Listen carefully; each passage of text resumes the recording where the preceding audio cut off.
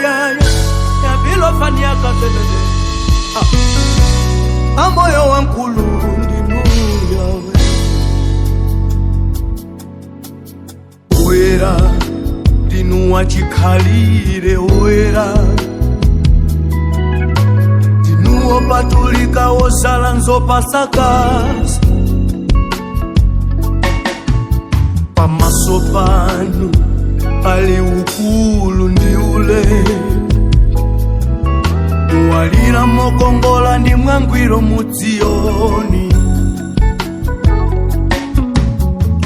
Oyera ndinu wachikhalire oyera. Ndinu wopatulika wosala nzopasakaza. Pamaso panu pali ukulu ndi ule. Muwalira mokongola ndi mwangwiro mudzioni. Yawe ine ndine msembeyo. Ine ndine msembeyo. Ifuna inu mukhale moto lelo.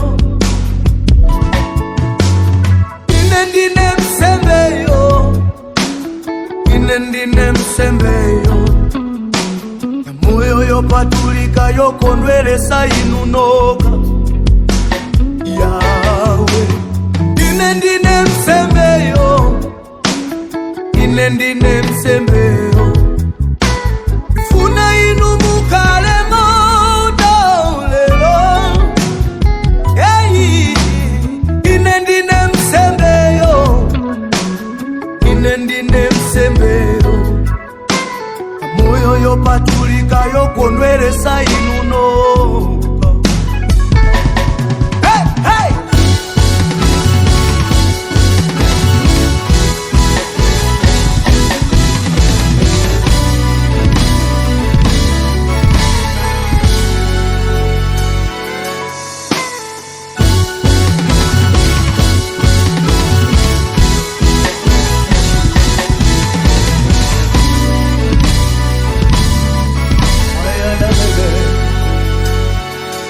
Oyera, oyera, ndinu wachikhalire oyera.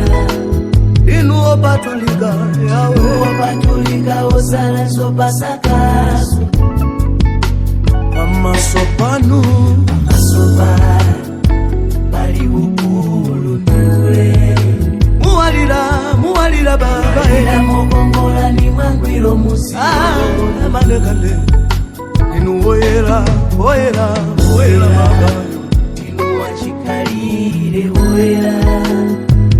Wopatulika ndinu Wopatulika wosala nzopasakaza. Pamaso panu baba. Pamaso panu ili chirengenezo.